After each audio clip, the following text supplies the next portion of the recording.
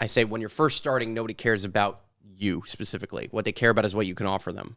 Mm-hmm. And over time, once your brand grows, then they start to care about you, the artist behind it. But I think what you're saying is kind of the opposite, which is like, realistically, you're kind of right. The only difference is that when I'm advising people, it's hard for me to say, put 100% of your heart into it, because that's not a strategy that I can just teach you. But that's the point of being a leader. Well, because yes. Making people, like, the guru. Yeah. Like, yes. If you're a good guru, you don't have any followers. True. Because you make them learn that they can be sovereign. And they don't need to follow you. Yeah. Exactly. Ironically, that still leads to them following you. Yeah.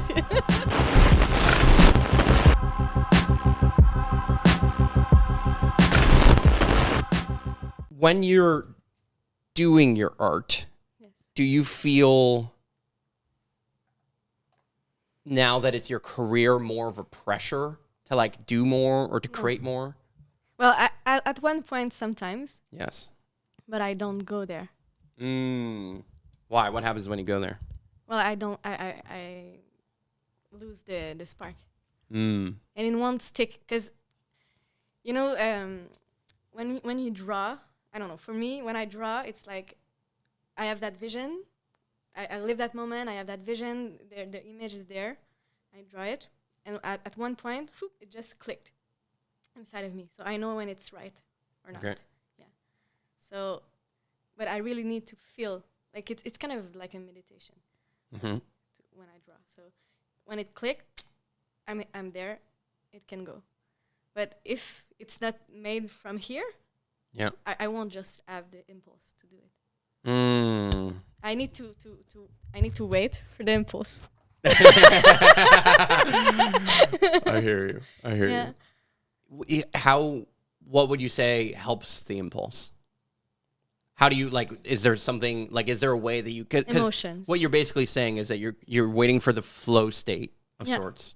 Yeah. Both to draw, but also the flow state of inspiration where your emotions are flowing, or lining up, let's say like chakras behind you or whatever. Yeah. But I don't think about it. That's the thing. So you feel it. Yeah. The moment I think about it, it won't work. Like when even for the tattooing, for my clients, and a lot of my clients, like new clients, doesn't really like that because they don't know me at first. Yeah. But after that, they're used to it. Yeah. But I don't draw before. I can't. I tell them, if you come see me, I won't draw anything until we are face to face and I can feel your energy. Because if I do it before, first, I'm not interested. Yeah. And I'm going to like procrastinating and then just, I don't want to do it. Yeah, that's true. And it won't work. Yeah. The drawing would not be satisfying for the other person or anything. I'm not there. But you are drawing in certain cases beforehand and then putting a stencil and then using it. But while they're in your presence. Yeah, exactly. They have to be there. Yeah. So I can feel their energy and the flow will just come. And usually it's working. Almost always. And so how did you, like, I mean, beyond just consistently posting art, your Instagram is doing incredibly well. I would say that a lot of people who are great artists are not doing as well on Instagram as you are. How? Yeah, that's why I said I'm overwhelmed. But can you explain why you think that happened? I think it's because I don't think about it. You just don't care. Yeah. You don't give a fuck about Instagram, so that's why it fucking works. I honestly believe you. Yeah. I have a friend who wrote to me for the exact same question. He was like, I'm sticking to a certain number of followers. Do you have like a tip? I'm like, no. I'm sorry, I don't know. But you use hashtags and certain things. Yeah, at first. But in the beginning, like I was really like resisting using Instagram because I really don't like all the social media. And like if it didn't exist, I wouldn't have a phone and I would just like be in the forest always. But for my work, I need to have it. Well, it's definitely helpful for sure. Yeah.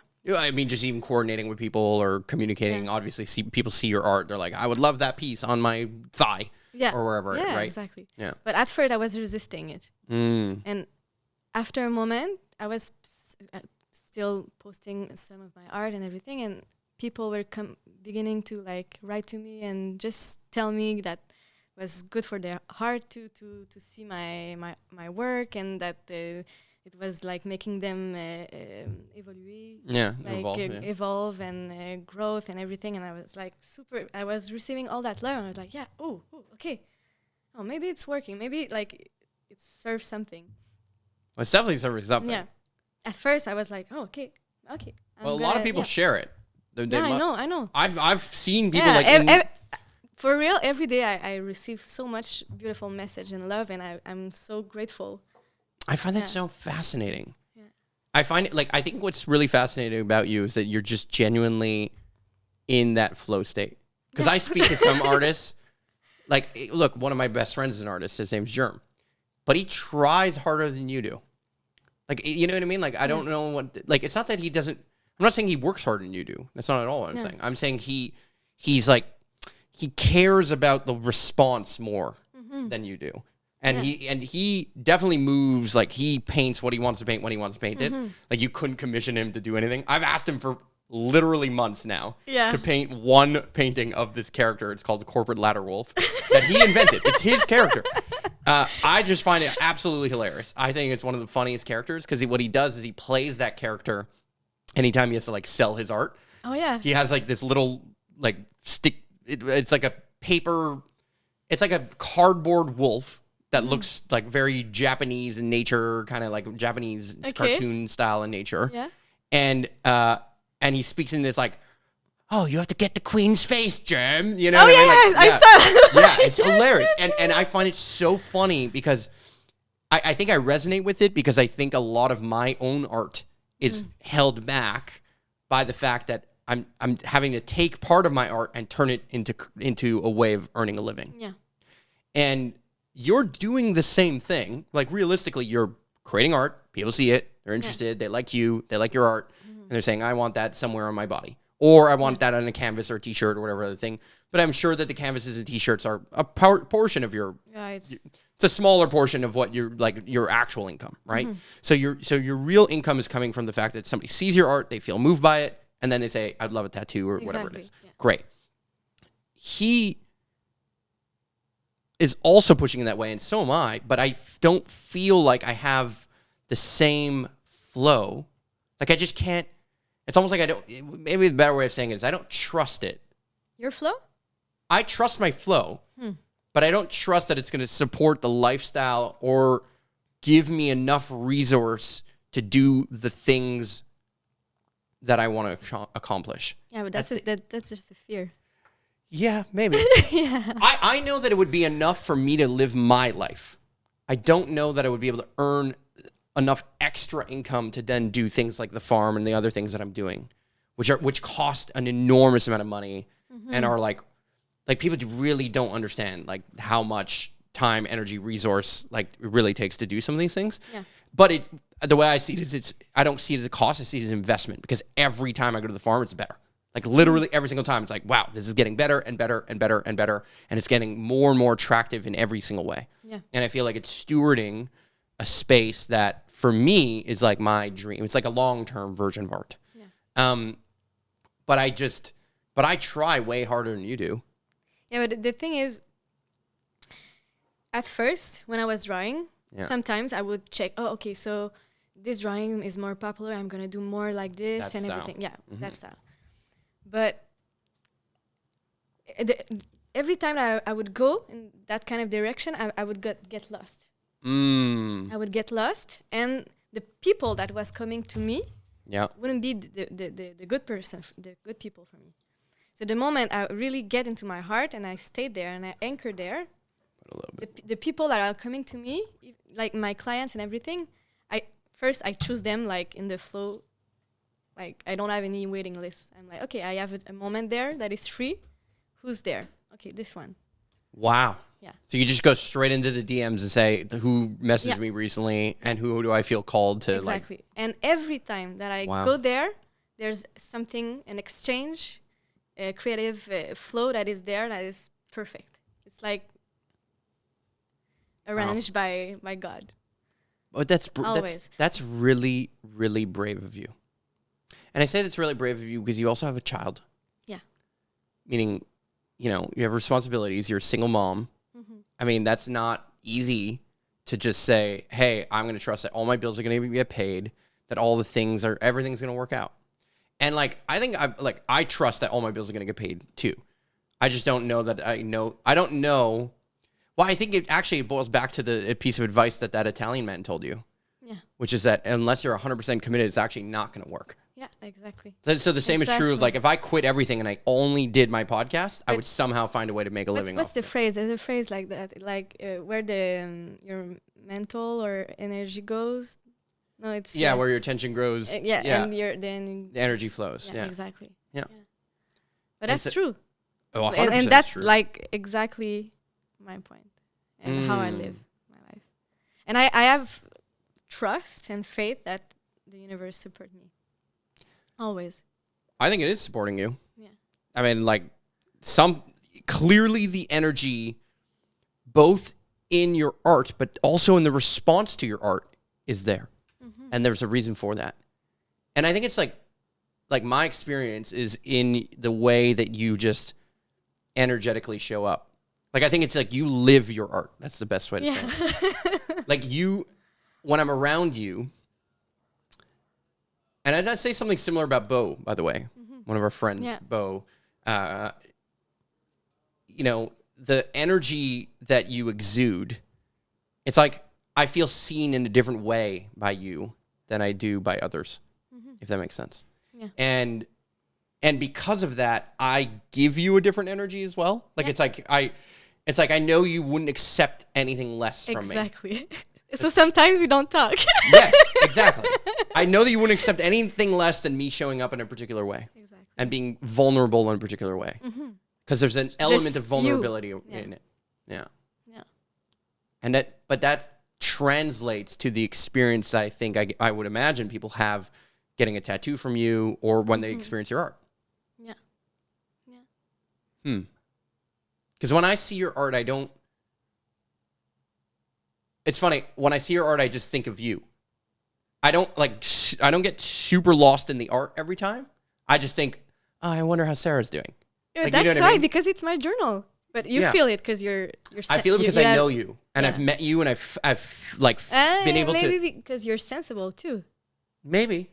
Because I feel that you're really a sensible person, man. More than people would think. Yeah.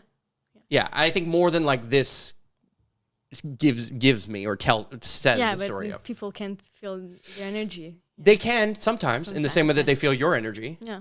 Right? But I think that there's these energy blocks behind what I'm doing. And I think it's because I'm too much in my, like you, as you said right before we started this podcast, sometimes it's just too much in my head. Yeah. And it's because I can see it in your body. You're like. Yes. Yeah. And you can see. I want to just like.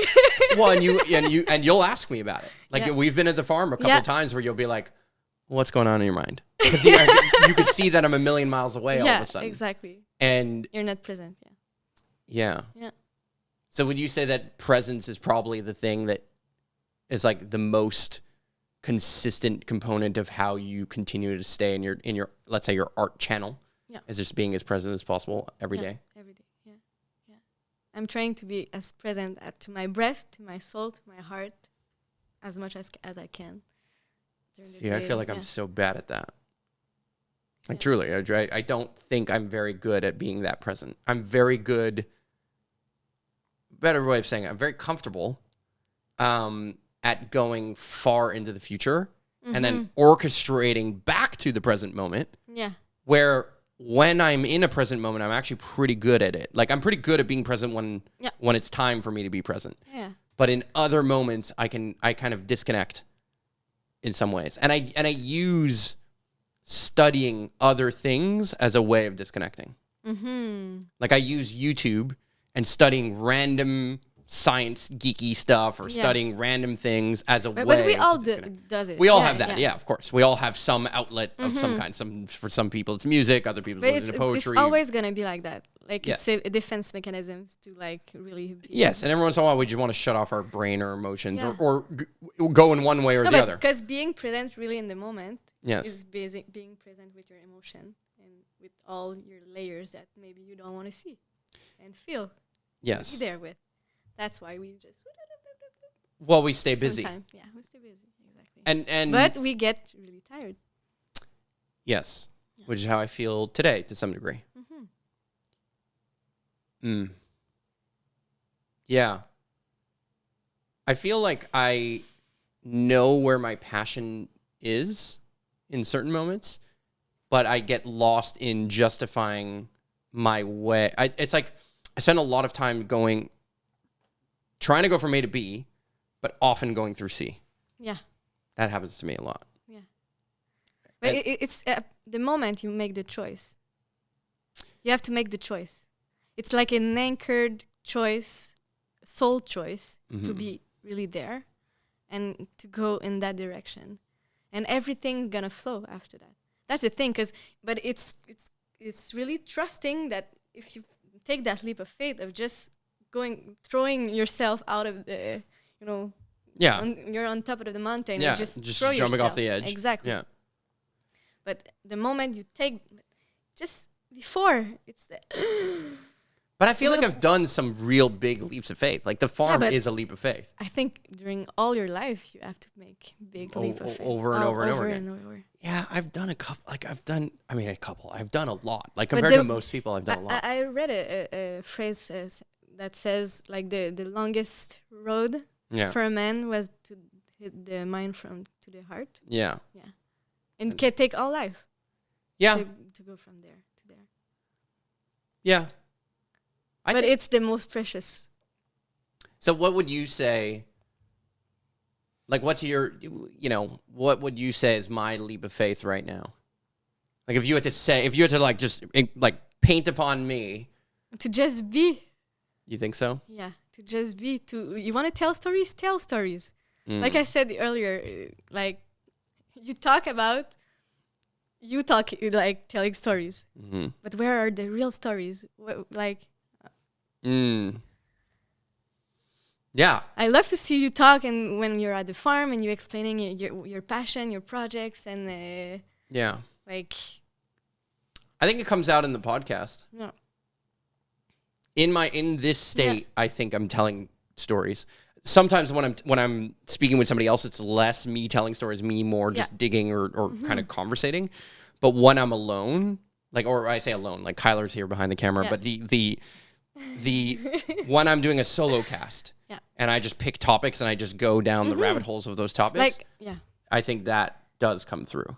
I saw a video of you. You were talking about I don't know, like light and everything. Oh, and you were really funny. This is not a subject that really interests me. No, sure. But I was like, oh, that's nice. And I listened to all of it. Interesting. See? Just because of my passion. You were so passionate. But that's what I like about people. When people are super passionate and all their heart is there, it's like... It's funny because I think a lot of people feel that way. Yeah. Regardless of topic. What people love is to see other people's passion on display. Exactly. And the moment you're too much in your mind and you're too much in organizing everything, and just like you're not there. That's why the people lose interest sometimes. Yeah. I just find it hard to balance between the most passionate portion of what I do and then the building portion of what I do. I think that's kind of like the challenge. Like there's certain moments, like for example, every spring, I'm super passionate at the farm because it's like there's all the possibilities. Like we could do this project and that project and the other project. But it's the beginning of a cycle. It's the beginning of a cycle. It's spring cycle. Well, yeah.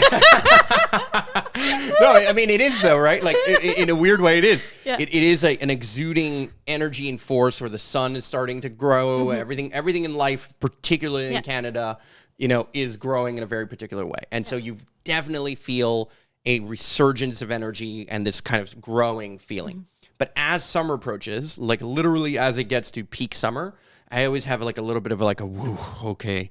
You know what I mean? Like, I think it's because now I'm in the completion phase. Like I have to start to finish projects that I already started. So I've already mind mapped them. Like I already picked the trees that we were going to plant, planted the trees, did some of the things. And now I'm in maintenance mode where I literally like most of the work in July is cutting weeds and like making paths and then making sure that the construction we're doing is working. You know, that is very farm related, but even when it comes to like the consulting work that I do, helping people tell stories and brand work, a lot of that, you know, in summer, it's also harder for me to do anything because everyone's like, oh, I'm on vacation, or, oh, there was the 4th of July, or was this, that. Like, there's always like these interruptions to the flow. Yeah. That's the easiest way to say it. So there's always kind of this period of time where everything feels like, and I feel a little more stuck. And then I feel behind on my own stuff. And one of my coaches, a really good friend of mine, his name's Phil. He always talks to me about like, there's certain things that have to become non-negotiable. And once they become non-negotiable, you become much better at really doing what you want to do. Right. And so for me, what became non-negotiable in the last year was working out every day. Yeah. And that had a massive impact. That's so good. Yes. Like, it had a massive impact. Oh, can I say chapeau in French. I'm seeing all your like motivation. I'm like, wow, that's crazy. Well, I think a lot of people were deeply inspired by that. Yeah. And like people like, it's weird because like I went, you know, I'm walking the streets sometimes, like, or I was going to soccer or whatever, and somebody sees me and they're like, I haven't seen them in years. I don't remember their name, but they remember me. And they're like, man, I've been seeing your workout stories. And I'm like, man, over the last 10 years of all the things that you've seen, that's what you pointed out. Like, I work out. Like, it's so crazy to me. You know what I mean? But like, but it really is something that everyone relates to in a very different way. Whereas sometimes when I talk about the farm, or when I talk about storytelling, or I talk about certain other things, not everyone relates. Yeah. Right? So that's the difference with your art, is that everyone relates to a man and a woman looking like they're falling in love in an art piece. Like everyone relates to. But I think that's the fact, because since it's my journal, my inspiration comes from emotion and moments that I live. Like the world is vibration, you know. Yeah. So I put all my heart there, my soul is there, everything. There is a vibration. So when people look at it, it's like, phew, they're getting they're receiving the vibration through the screen. Yeah, exactly. Yeah. The energy. And since it's something from my life, from my day-to-day, from my relationship to people, from the love I'm living, from my experience, well, people can relate. Yeah, I've always find that so funny, because I feel like I say this often, and sometimes I'm sad about it, and sometimes it's true and sometimes it's not. And what I say is that I say when you're first starting, nobody cares about you specifically. What they care about is what you can offer them. And over time, once your brand grows, then they start to care about you, the artist behind it, or whatever it is, right? And I say artist, but it could be entrepreneur or whatever it is behind it. But I think what you're saying is kind of the opposite, which realistically, you're kind of right. The only difference is that when I'm advising people, it's hard for me to say, put 100% of your heart into it, because that's not a strategy that I can just teach you. Yeah. Do you get what I mean? But that's the point of being a leader. Well, because yes, making people, like, you know, the guru. Yeah. Like, yes, if you're a good guru, you don't have any followers. True. Because you make them learn that they can be sovereign, and they don't need to follow you. Yeah, exactly. Ironically, that still leads to them following you. Yeah. That's the ironic piece. Yeah, I think I've gotten better, a lot better at that.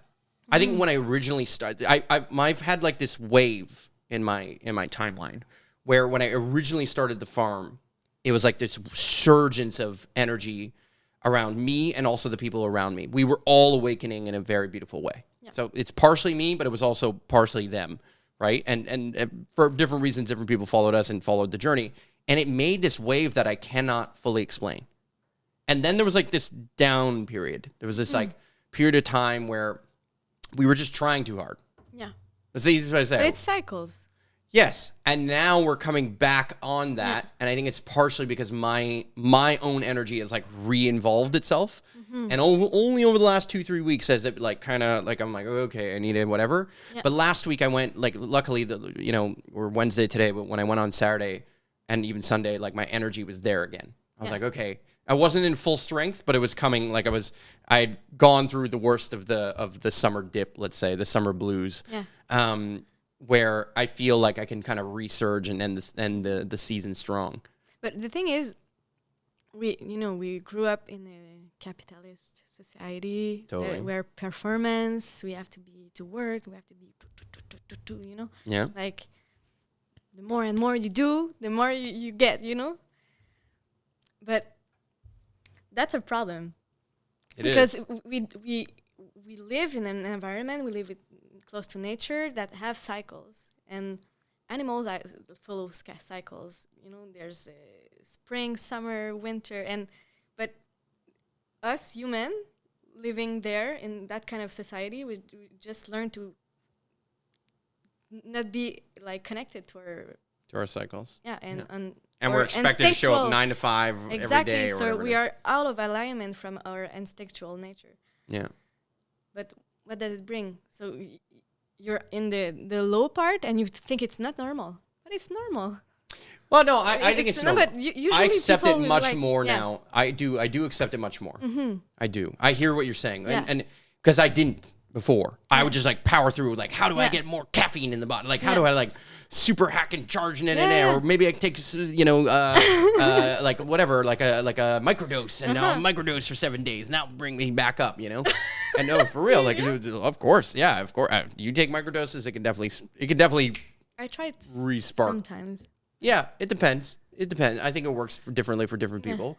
But for me, it could definitely like bang, bring me. Really? Oh, absolutely. It's like MDMA without the down. There's a piece of it that well, fine, but okay, which is fucking wow. First of all, that's amazing. But you've done mushrooms and all those things, obviously. 2 times maybe. Really? But I was I was smoking a lot of weed when I was a teenager. But that's all. You've only done mushrooms 2 times. Yeah. Ladies and gentlemen, she makes this art, and has only done mushrooms 2 times. What is your excuse? Wow, that's amazing. Really? But I'm connected. Wow. I didn't know that. Yeah, but, I see plant medicine is good, but I see that. Was there something in your life that was like this? Like, were your parents really connected or outdoorsy? Yeah. So well, my father is a Moroccan. He's a Berber, qu'on appelle, Amazigh, and he was super spiritual. Okay. Like, I remember being like 7 years old in no mountain, and there was like a ritual of medicine man trying to heal my grandfather. Like, I've been around that kind of stuff. My mother is super spiritual too. Where was those ceremonies happening? Like in Morocco? In Morocco. Like, I remember that. Wow. Yeah. And my mom has been really, And so what did they do for a living, if you don't mind me? Like, well, my father is an entrepreneur. Okay. He was, he had like a transformation de légumes. Transforming vegetables, yeah. Yeah. Yeah. And bringing them to a restaurant. Okay. Yeah, in Montreal. Beautiful. He really worked with the Italian cafe. Perfect. He My loved kind of the man. Italian. My kind of man. Yeah. And my mom was a nurse. Okay. Yeah, and an osteopath. Okay. Yeah. Yeah. Osteopath. Yeah. Okay. So you've got like a sense of care and a sense of spirituality from your upbringing to some degree. Yeah. Were there other inspirations? Like, is there other artists that you look at and you're like, wow, like they changed your life? Was there, for me, for example, there's certain YouTubers that fully changed my life. Like the way that they create and tell stories changed my life. Yeah. Would you say you have those? Well, for that, I have a lot of artists that I follow that I really love. Like Alex Gray. I just. Of course. Yes. It's crazy. Sure. Yeah. But all those kind of. But I remember in my fashion design class, one of my teachers, she always said that to keep the inspiration, you need to find your inspiration elsewhere from, like, people. You need to go in nature, architecture. Architecture, yeah. That's where you're gonna always keep flowing. So would you say nature is the number one artist that you're inspired by? Nature and what I observe, because since I always draw about relationships and people and love, it's just my observation of how people relate, how people love, how people, I really love to observe people. Like I remember since I was really young. Yeah. You noticed? I know. I have noticed. And you know I've noticed. I know. Yeah. I'm sitting there. I'm just looking at you. Yeah. You're very calm. You're very, very calm. Like you're very, easiest way to say it is that you're not, it's like you're less, it's like you associate less to the human nature of things and you associate more to the nature of things. Yeah. It's almost like you're part wild. Like you couldn't, and you were saying, you said this earlier. I couldn't put you in a box, and that's true. Yeah, there's you really embody the sense of wild that I think a lot of people long for, but they just don't have the courage to do. Mm-hmm. And I have no shoes. Great. In the middle of Montreal. I love that. Perfect. That says everything. That says everything, though. Yeah. You know what I mean? And like most artists that do art full time have that. That's what I've noticed. Mm-hmm. Like even all my friends who are really truly living off their art and not doing side gigs and other things that are purely living off the fact that they are doing their art just are unapologetically themselves in some way, shape, or form. And like it doesn't mean that they don't have challenges. It doesn't mean they don't whatever. Some of them have more depressing type outlooks on life. I think yours is very positive and very vibrant. Depends. It depends on the day, but generally, the general trend of your art is more positive and vibrant. Some comedians. Well, when something is darker, like my friends are like, "Are you okay?" Because they know. They know. Yeah, they know. They know they're reading your journal. Exactly. Yeah. What's happened? Yeah. Well, I can imagine that the flow of is that mine? No, it's fine. That's fine.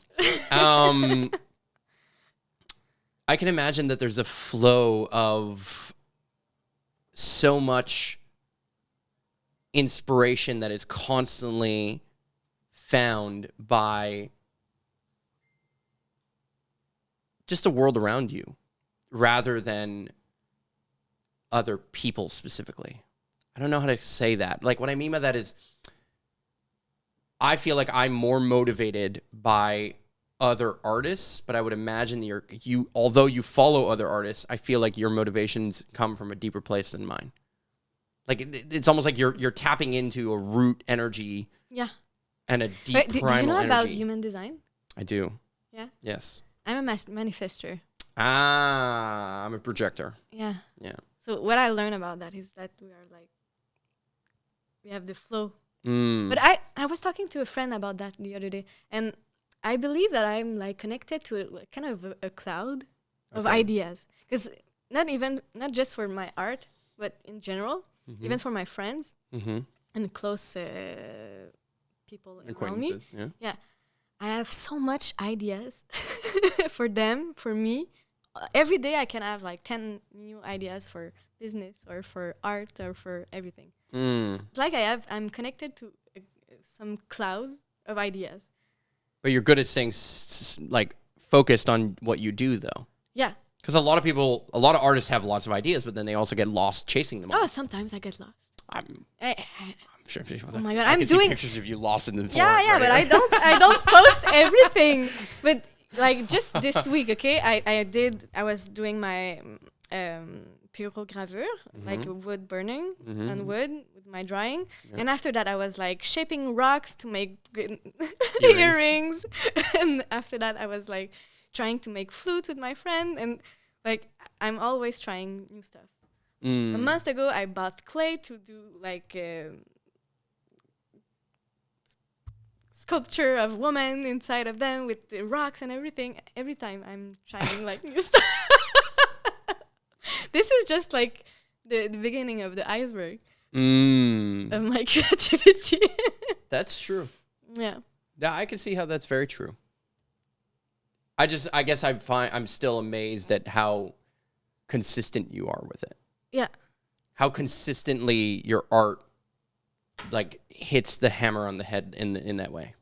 I don't know how to explain that, but it's just there's something really beautiful about the way that you do it. It's not even what you do. It's not even the result of what you do. which is like, I tend to overvalue that sometimes. Like, oh, okay, they're doing really well on Instagram. Like, let me see more. And then, but there's some people that just like land completely different. Like, it's like, I don't care how well you're doing on anything. It's just like, I see the way you do it having massive impact. And then obviously your results fit that. Yeah. You know what I mean? And it's just reverse to what most people think. Like most people, because I advise a lot of people, there's a lot of entrepreneurs, no, seriously. Like I know. I'm very much a teacher in nature, right? Which I also can means feel I'm very that. much a student in nature, of course, too. And I would say I'm much I more. hope so. Oh, I am 100%. Like as egoic as I might come off to be, or as narcissistic as I might look, I know I'm a fucking idiot, and I know I'm also the kind of person who studies an enormous amount. Yeah. Like it's not for nothing that I know some of these things, if that makes sense, right? I believe if you want to teach, you need to. Yes, yeah, and I subscribe to that 100%. But when I'm teaching people, like there's a lot of people that are focused so much on themselves that they're like the easiest way to say it is like entrepreneurs tend to focus so much on what the result they want is that they forget about what the result that they're trying to create for their client is. Yeah. That's the first, like that's a very basic way of saying it. But me, now, the thing that inspired me was the result, like what? Yes. Yeah. Exactly. So you're reversing engineering that. It's like there was a result that happened in life. Mm-hmm. There was something you observed in life that now you're just trying to capture. It's like you're capturing lightning in a bottle over and over and over again in a weird way. Whereas other people are trying to capture lightning in a bottle, but they're focused on where the lightning is going to strike rather than like staying in the right place and manifesting the lightning is going to strike right into the bottle. Yeah. Does that make sense? Like it's just a different, most people are approaching it from one direction, you're approaching it from another. And I think that approach it's weird because I believe in it fully, but I stray from it. Yeah. That's why I keep saying it, but it's true. It's like, I believe, I 100% know that this is true. You want to understand it. Yeah, and I want to try to discern it. Yeah. Like part of why I started a podcast was to discern why people do great things, right? It's entrepreneurs, creatives, and influencers. And the reason I focus on those three, and I say freelancers too, but freelancers tend to fall in those other three, is because I'm fascinated by what motivates somebody and how they became one of the world's best at what they do. And for most people, I could figure it out. Like for most people, you're gonna be like, okay, they had this thing, and then it was that jump here, and they made that thing. It's almost like I'm watching a game of chess, and I can figure it out. But when I look at somebody like you, I can't. It's not that I can't figure it out. I actually know exactly how you did it. Yeah. Energetically. Yeah. But I don't know how you stay in that energetically. Mm-hmm. That's what I don't know. Yeah. What I can't fully embrace within me is how you stay in that flow state. I'm anchored within myself. Yeah. Yeah. That's the only thing I can say. Is there particular practices that you do that you feel anchor you? Like I know you go out in nature regularly, but but is there the particular things? Point. Yeah. But is there other things? Because like I don't even do yoga sometimes. Yeah. I'm the same way. Yeah, but that's not that shocking. A lot of people think that for being spiritual you need to do yoga. You have to, you drink ayahuasca every week. Yeah. But no, like the practice that I use every day at all times, actually, and people won't notice it, but it's just coming back to my breathing. I do notice it. I've noticed it a few times in this podcast. Yeah, I did it. Yes. Yeah. I've noticed it a few times in this podcast. Particularly after I said we talked about the present moment and you did it right after that. And you're like, Marc, all you need to do is breathe. And I heard you say it. I heard you do it. Yeah. And then I thought it too, and I was like, yeah, I know you're right. And that's the point. But the thing I was about to say that for you when you were saying that you sometimes you get tired. Yeah. And something I learned that is really essential for me is that the moment you feel that you're tired, it's because you wasn't present in the moment. Mm-hmm. So the more and more you bring awareness, the more and more you're gonna feel that energy flowing. You won't be that much tired. I think it's very wise. Even in the low state of your, And I know that because sometimes I'm really an empath, and sometimes I feel a lot of emotion with people, and if I stay too, and if I stay too long with people, I'm gonna feel so drowned, but I know that I wasn't present as much as I would love to. That's why I'm like super low after. Yeah. So you'd say that really your breath work and what you do in breath work is very helpful. Yeah. It's not even like breath work. Like it's just coming back to see. Yeah. It's just literally tapping in, even for a moment, even for 2 breaths or a breath or whatever, just to get back to, oh yeah, I'm breathing, I'm alive, everything's great. Exactly. Yeah. And the more you do that in an hour, like imagine, like observe yourself and how much do you do that in a day? Not a lot. Not a lot. Like maybe 2-3 times. Do you like really consciously? Like the most I think about my breath, honestly. Yeah. The most I think about my breath is when I take something like this, which is like a small vape pen of some kind, where I'll like think about that feeling. That's maybe not the best idea. No, I'm not saying it's a good idea, but I'll think about it. Yeah. And it is a conscious choice to try, not always a conscious choice, but in certain moments, it's a conscious choice to be like, relax, just come back. And the problem is that these things become addictive, and then the habit of this becomes addictive. And then this becomes like fucking the Lord of the Rings ring. Like, it's like I literally carry it with me everywhere. Oh, that's interesting, because now you're saying that the moment you're present with yourself, so it's... I'm externalizing it. Yeah, exactly. Yeah. But it's addictive. That feeling of being there and the line is addictive. Yes. But yeah, using... I mean, I think there's other moments too. Mm-hmm. Like but even me, sometimes I'm like, oh my God, today I wasn't present at all. Because I, like one time, I got back to my breath. I'm very present when I'm on camera. Not because I don't care what people think about me. I'm just present. Like, I'm super aware about little details. Like, but you know what? You said that you were in your heart when you were doing podcasts. Oh, 100%. That's why you're present. Yes. Yeah. And it's also because I'm present to the little tiniest details. Like, okay, I know where the lighting is. I know what camera he's probably on or not on. I know that if I'm telling a story, for me, I would tell the story left to right. Yeah. But my left to right is not their left to right. Yeah. Right? The person who's listening. So I'll go right to left. Yeah. I'll be like, oh, you want to go from here to there? I'll consciously think, but I don't even have to think it so much because it's a flow state where I can just naturally do those things. I love that because you're really present and you really like incarnate the masculine present right now. Because I'm really like if I couldn't do your job right now because I'm super ADHD and I'm but you bring back. Oh, okay. I come back. Yeah. And I know what I'm doing, and I've gotten better at it. You know, some people criticize this and say like, "Well, Marc, you fucking had the guest on and you did half the talking." I'm like, "Yeah, because it's a conversation." That's what it's not about. It's not an interview. I don't want to treat it like an interview. No. Because then it's boring. Exactly. It's also boring to me. Like, you know what I mean? And if it's boring to me, then I'll stop doing it at some point. Yeah. Whereas, like, for me, part of me actually thinks I maybe should go longer. That I should make these conversations longer because we go since it's conversation, it could be longer. Well, it could just be as long as whatever amount of time it takes. Yeah. You know? But then my brain comes in and it's like, okay, well, if it's longer, then I have to pay more, and then there's more clips, there's more to process, more, and then I start letting the fabric of posting. I start letting publishing get in the way of creating. Does that make sense? Yes. And I'm like, so I know. That's why I have to remove myself out of the publishing. And that was a conversation I had with Kyler. It was like, I have to remove myself out of the equation that I should be the person who has to press publish on the art. Yeah. Like, I just want to create the art. I just want to create the dynamic because I'm very creative. I'm not creative this way, but with my words, I'm doing that. Yeah.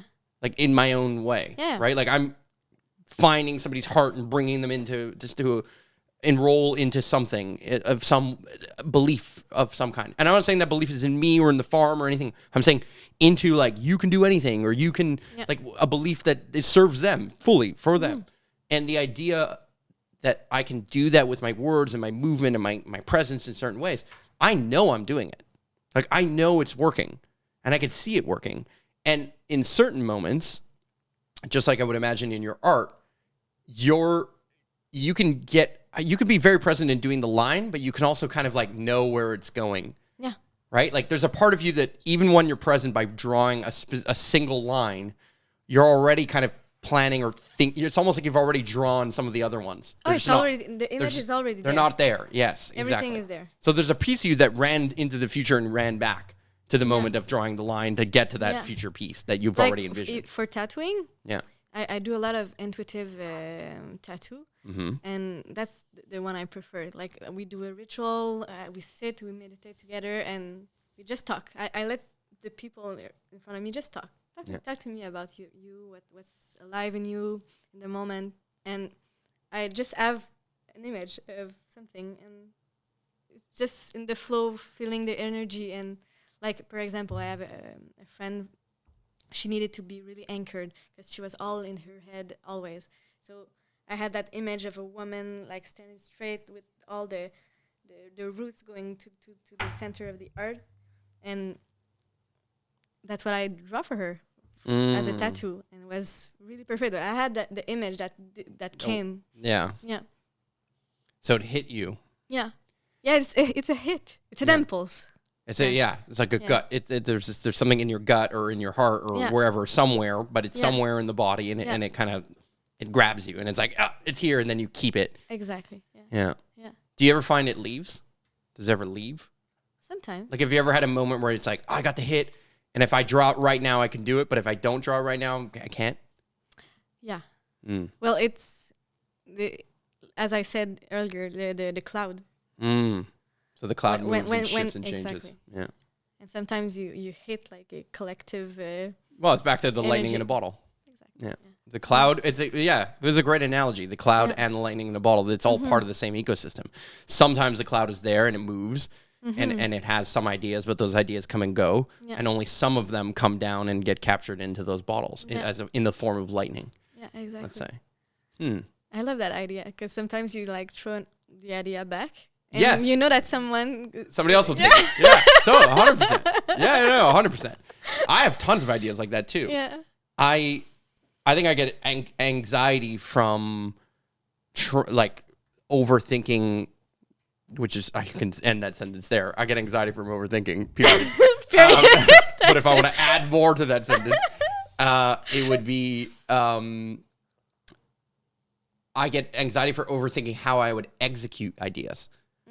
How much energy it takes for me to coordinate a large group of people or a large amount of resources or a large amount of time to make an idea happen sometimes is a little bit overwhelming for me. Because I would imagine that in almost all the tattoos that you do, you start and finish the tattoo in the same day. Almost, yeah. See that? Yeah. There's something beautiful about that. Whereas my art is almost never like that. I know, it's crazy. I don't know how you do that. Yeah. Nothing I do. No, I do starts like and finishes the same day. All the organization you do and all. Yeah, but that's why my art feels kind of different. It requires. I can't. I don't want to say I can't. I just have to balance presence and future. Like I have to balance the difference between those different things, and I can't rely on the same things the way that I can in a moment. Like, so for example, if I were going to plan a picnic and I look outside at the sky and the picnic is for today, then it's fine. Look at the sky, there's no clouds. Okay, the picnic's like in an hour, it should be fine. You know what I mean? Whereas if you're planning something well into the future, now I have to start building, okay, what is going to happen if it's perfectly fine? This is plan A, but then there's plan B, C, D, and there's all these things. There's always versions of that are playing out. Yeah. Like at the beginning of the season at the farm, we were supposed to have multiple people being there. And there's one, I won't name somebody, but I really expected this person was showing up every week. Yeah. And then all of a sudden, through whatever thing of their own, they just can't show up anymore. And it has nothing to do with me. It has nothing to do with anyone at the farm. It just has to do with like what happened in their personal life. But the idea of our ability to like, so how do I plan that? You know what I mean? Like, and then even when I do, and I did plan it properly, now we're a little behind on some of the projects, whereas if that person was there, I don't think we would be as behind. Does that make sense? Yeah. And so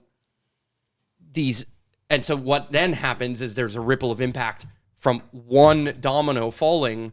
There's a few other things that's kind of come out of place, if that also has. Yeah. Like, for example, I wanted to have our first farm table dinner June 24th, Saint-Jean, right? So Saint-Jean in Quebec is a provincial holiday, let's say for the, Québécois, French Québécois, they kind of celebrate Saint Jean, then we have Canada Day a week after. Point being, I wanted to have that dinner that day. Or I wanted to be ready for a dinner that day. Now we're talking about being ready for July 24th. That's a full month off. Now, in fairness, that's not bad. Like, it's not too bad, yeah. No, from the scale at which we're playing, we're doing great. But that drastically changes the results at the end of a season. Like, if I only do certain amount of farm table dinners, or if I only do a certain amount of anything, or if I only plant a certain amount of garlic, well, I can only yield that much garlic. And then for that to change, I have to wait an entire year before I can have a different result.